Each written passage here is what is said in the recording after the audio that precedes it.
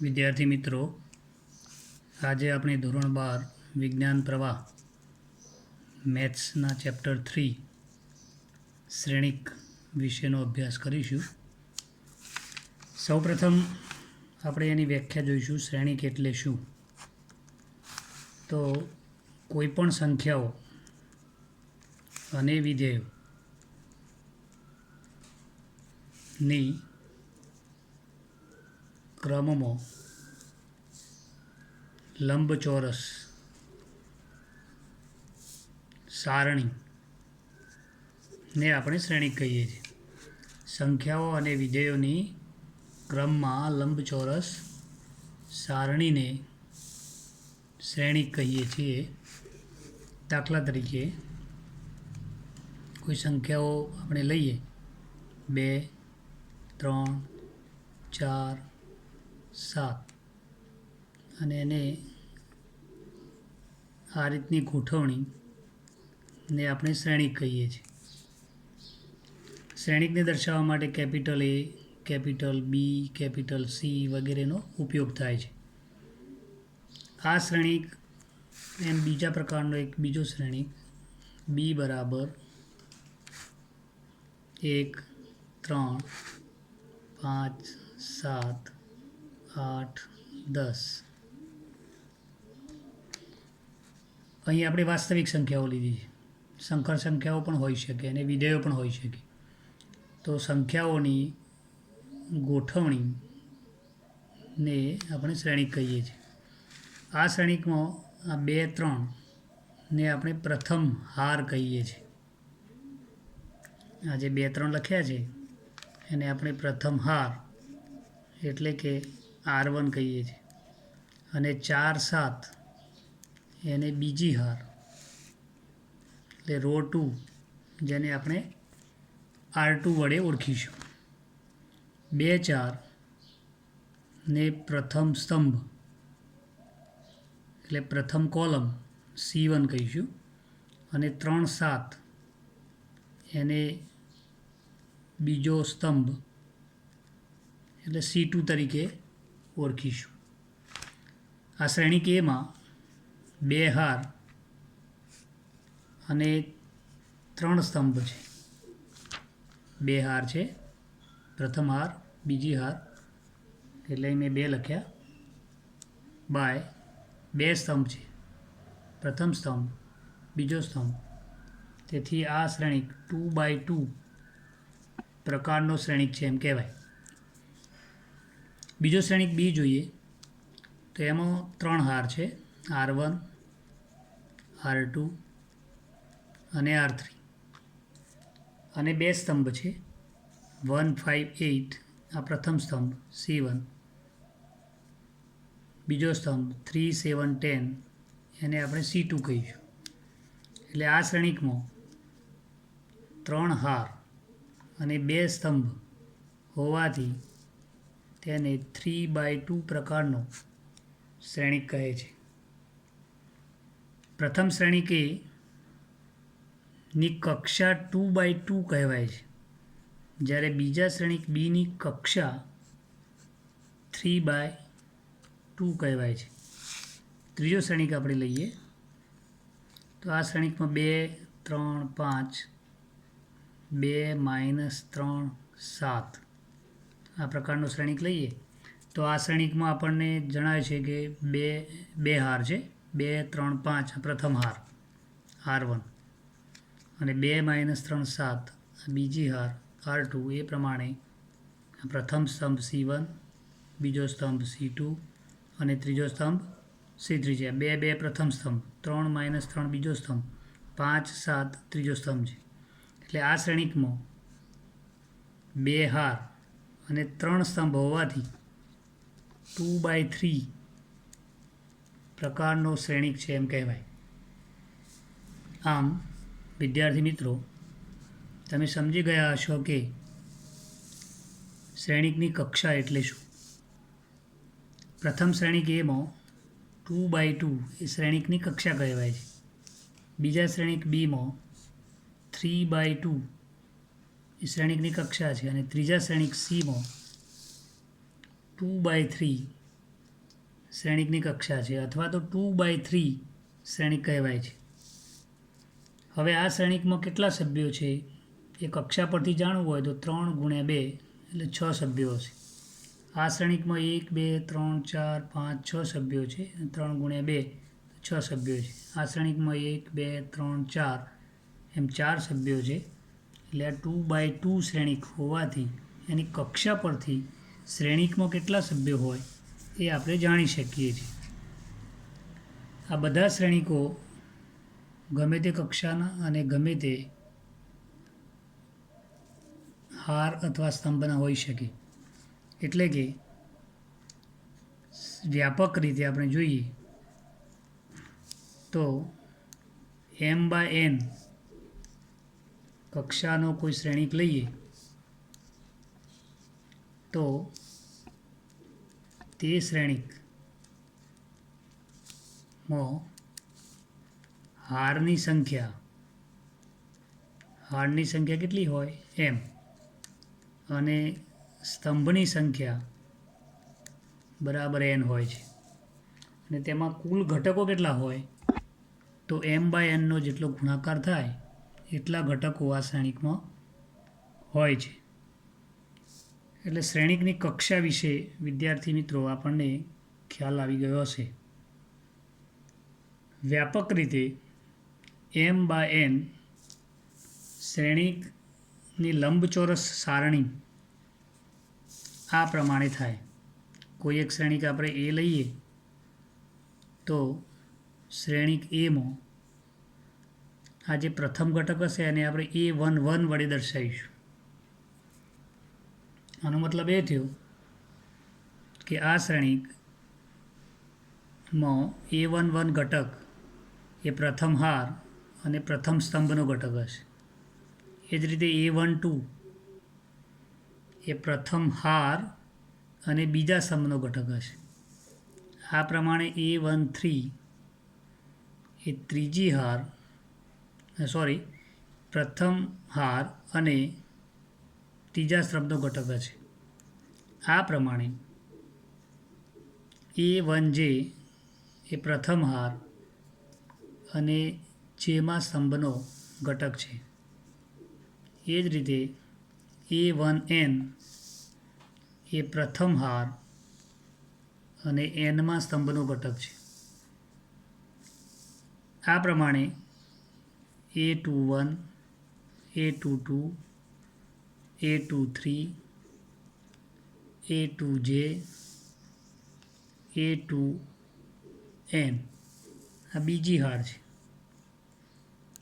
એ પ્રમાણે આપણે આગળ વધીએ તો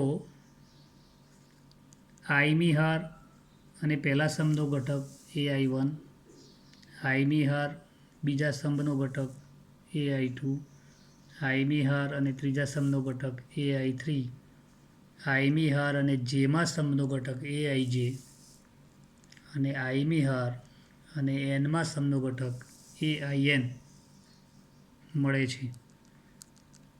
આ જ રીતે એમમાં સ્તંભ એમમી હાર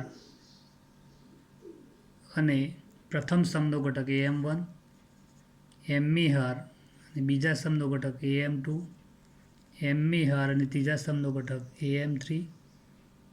એ જ પ્રમાણે amj આગળ જતો આપણને amn મળશે. અને આ શ્રેણિક m/n કક્ષાનું શ્રેણિક કહેવાય છે. વિદ્યાર્થી મિત્રો, આ શ્રેણિકને આપણે a બરાબર aij m/n વડે પણ દર્શાવી શકીએ છીએ. જો 1 < i < m, 1 < j < n અને mn belongs to n છે. આનો મતલબ એ થાય કે આ જે શ્રેણિક છે એમાં હારની કુલ સંખ્યા m છે અને સ્તંભની સંખ્યા n છે. એટલે હારની સંખ્યા આપણે 1 થી શરૂ કરીએ તો 1 less or equal to I less or equal to M, અને સ્તંભની સંખ્યા 1 less or equal to J less or equal to N. કુલ સ્તંભની સંખ્યા n હશે અને તેની કક્ષા m/n છે. શ્રેણિકોના પ્રકારો.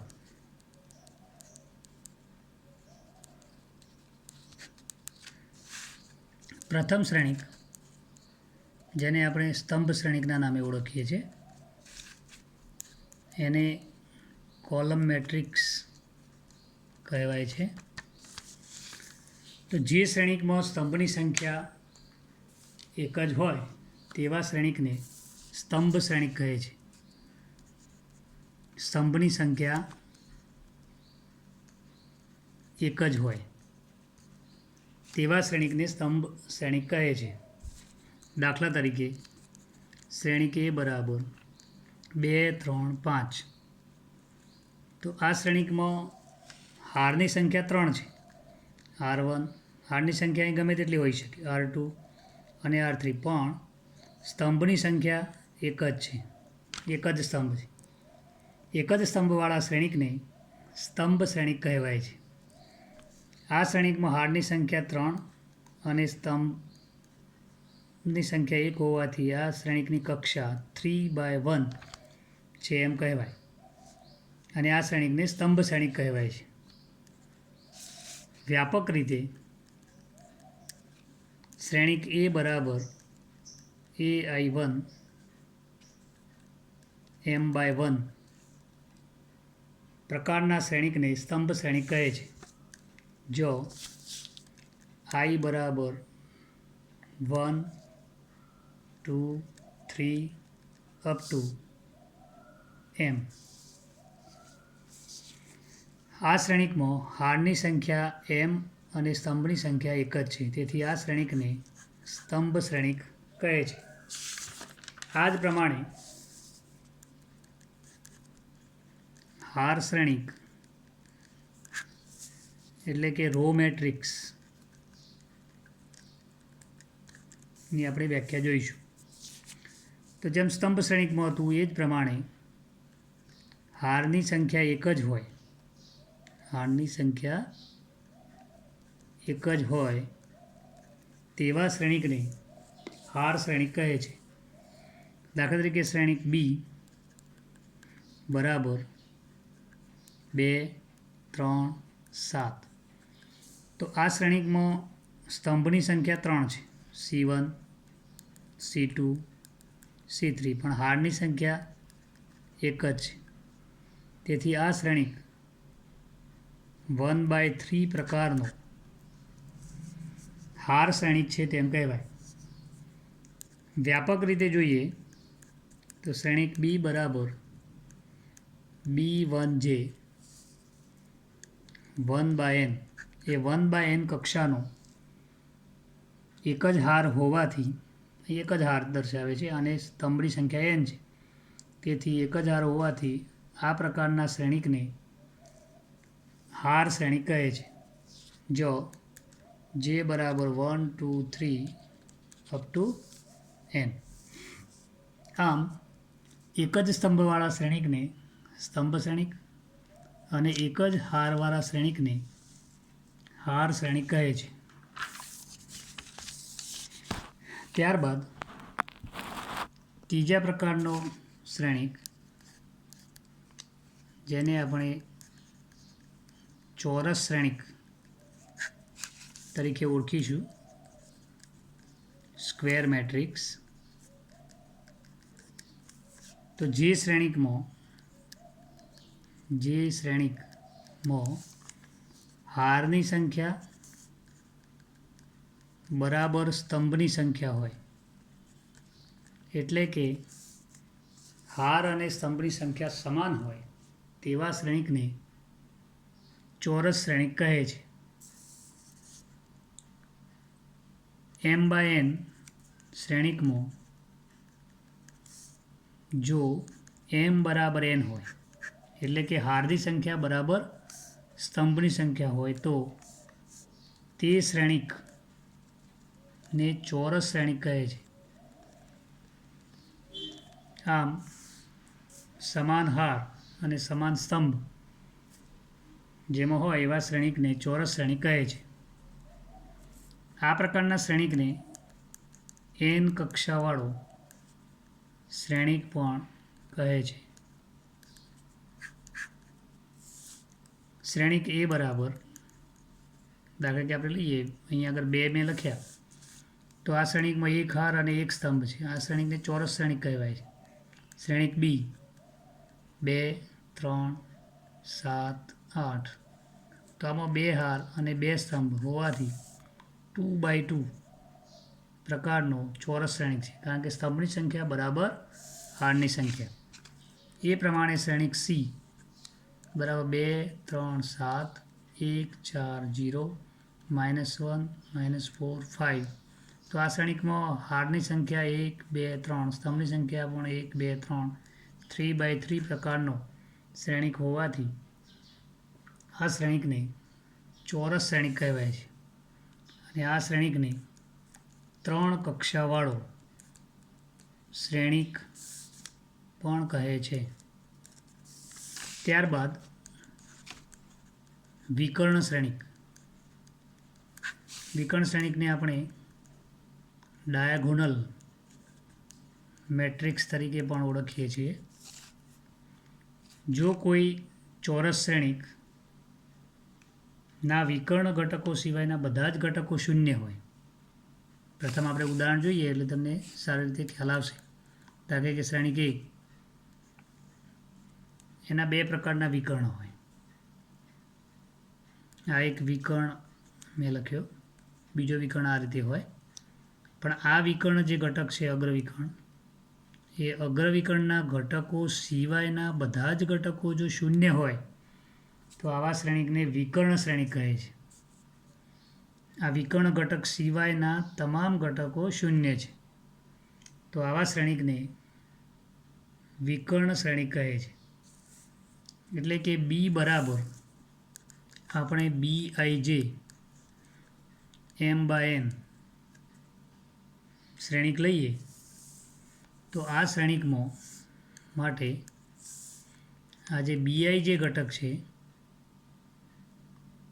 તેમાં BIJ બરાબર 0 for all I not equal to j.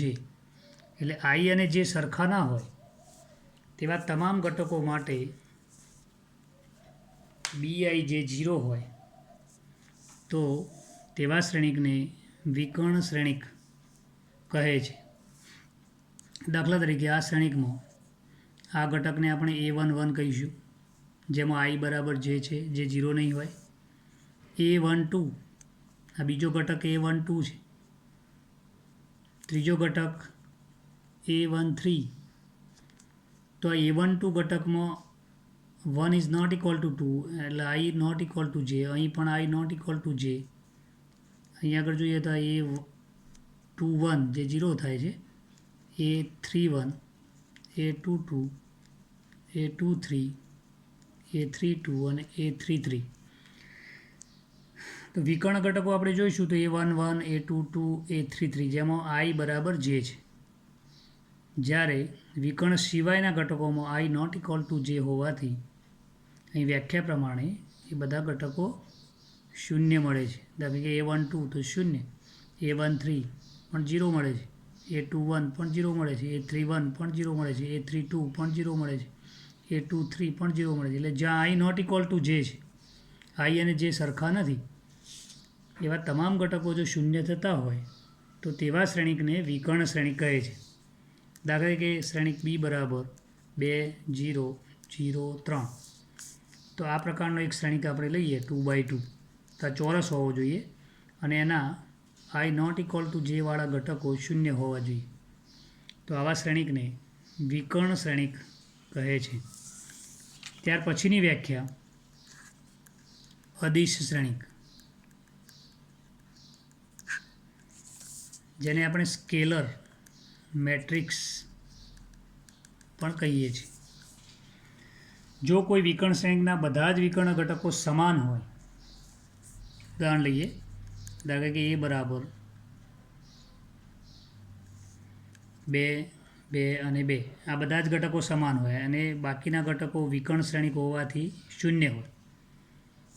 દાખલા કે વ્યાપક રીતે આપણે લઈએ તો બી બરાબર મેં લીધા 0 કે 0 0 0 કે 0 0 0 કે. તો આમાં વિકર્ણ ઘટકો જોશો તો બધા સમાન છે. એટલે જે વિકર્ણ શ્રેણિકના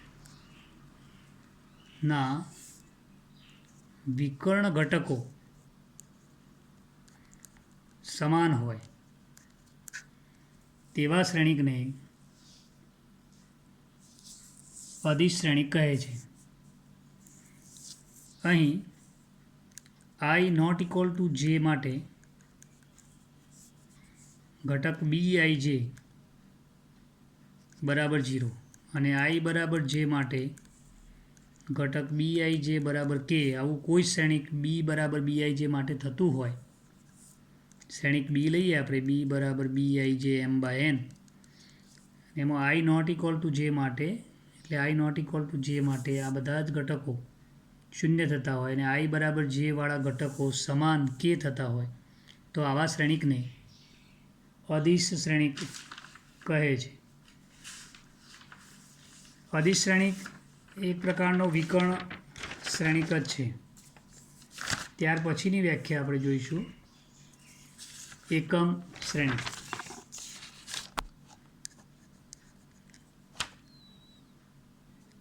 એકમ શ્રેણિક જેને આપણે આઇડેન્ટિટી મેટ્રિક્સ તરીકે પણ ઓળખીએ છીએ. જો કોઈ ચોરસ શ્રેણિકના બધા જ વિકર્ણ ઘટકો 1 હોય અને બાકીના ઘટકો 0 હોય તો તે શ્રેણિકને એકમ શ્રેણિક કહે છે. દાખલા તરીકે a બરાબર 1 0 0 1, b બરાબર આ રીતનું પણ હોઈ શકે 1, આને પણ એકમ શ્રેણિક કહેવાય. આ 2/2 છે, આ 1/1. ત્રીજો શ્રેણિક c બરાબર 1 0 0 0 1 0 0 0 1. તો વ્યાખ્યા આપણે શું કહી કે કોઈ પણ ચોરસ શ્રેણિકના, આ ચોરસ શ્રેણિક છે કારણ કે 3/3 2/2 1/1 પ્રકારના શ્રેણિક ચોરસ શ્રેણિક હોય છે. તો આ ચોરસ શ્રેણિકના વિકર્ણ ઘટકો એક સમાન હોય અને 1 હોય અને બાકીના ઘટકો 0 હોય તો એવા ચોરસ શ્રેણિકને એકમ શ્રેણિક કહે છે. દાખલા કે a બરાબર વ્યાપક રીતે આપણે જોઈએ તો a બરાબર aij m/n. આ શ્રેણિકમાં aij બરાબર 1 હોય જો i ઇક્વલ ટુ j અને aij બરાબર 0 જો i not equal to j થતું હોય તો શ્રેણિક એને એકમ શ્રેણિક કહે છે. અને તેને એકમ શ્રેણિકને i વડે દર્શાવાય છે. i n/n હોય તો તેને n કક્ષાનો એકમ શ્રેણિક કહે છે. i 3/3 હોય તો તેને 3 કક્ષાનો એકમ શ્રેણિક કહે છે. i 2/2 પ્રકારનો હોય તો તેને 2 કક્ષાનો એકમ શ્રેણિક કહે છે. i2 બરાબર 1 0 0 1, i3 બરાબર 1 0 0 0 1 0 0 0 1. એ પ્રમાણે આપણે i1 લઈએ તો i1 બરાબર 1. આ પ્રકારે ના એકમ શ્રેણિકો હોય છે. ત્યાર પછીની વ્યાખ્યા જોઈએ તો શૂન્ય શ્રેણિક. શૂન્ય શ્રેણિકને આપણે ઝીરો મેટ્રિક્સ અથવા તો નલ મેટ્રિક્સ તરીકે પણ ઓળખીએ છીએ. જે શ્રેણિકના બધા જ ઘટકો શૂન્ય હોય તેવા શ્રેણિકને શૂન્ય શ્રેણિક કહે છે. દાખલા તરીકે a બરાબર 0, b બરાબર 0 0 0 0, c બરાબર 3/3 પ્રકારનું શ્રેણિક લઈએ તો 0 0 0 0 0 0 0 0 0. આ પ્રકારના શ્રેણિકો જેમાં બધા જ ઘટકો શૂન્ય હોય એવા શ્રેણિકને શૂન્ય શ્રેણિક કહે છે. વિદ્યાર્થી મિત્રો, આ થયા શ્રેણિકોના પ્રકારો. હવે આપણે એક અગત્યની બાબત શ્રેણિકોની સમાનતા વિશે જોઈશું. શ્રેણિકોની સમાનતા. તો બે શ્રેણિકો સમાન ક્યારે હોય, ઇક્વલ ક્યારે હોય, તે વિશેની વાત આપણે કરવા માગીએ છીએ. બે શ્રેણિક આપણે લઈએ a બરાબર aij અને પ્રથમ શ્રેણિકની કક્ષા હોય m/n, તથા બીજો શ્રેણિક લઈએ b બરાબર bij m/n માં જો ફોર ઓલ i અને j માટે, એટલે બધા જ i અને j માટે aij બરાબર bij થાય તો a તથા b ને સમાન શ્રેણિકો કહે છે અને તેને a બરાબર b વડે દર્શાવાય છે. દાખલા તરીકે એક ઉદાહરણ લઈને સમજીએ તો શ્રેણિક a બરાબર 2 3 4 7, શ્રેણિક b બરાબર 2 3 4 7 અને શ્રેણિક c બરાબર 2 4 3 7 આ પ્રમાણે લઈએ તો પ્રથમ બે શ્રેણિકો માટે જુઓ તો 2ના સ્થાને 2, 3ના સ્થાને 3, 4ના સ્થાને 4 અને 7ના સ્થાને 7 છે. તેથી આ બે શ્રેણિકો સમાન શ્રેણિકો છે એમ કહેવાય અને તેને a બરાબર b વડે દર્શાવાય. પ્રથમ શ્રેણિક અને ત્રીજા શ્રેણિકમાં 3ના સ્થાને અહીં 4 છે, એટલે કે a12 is not equal to c12 and therefore a not equal to c. એ પ્રમાણે b અને c શ્રેણિકની સરખામણી કરો તો 3ના સ્થાને 4 હોવાથી b not equal to c છે.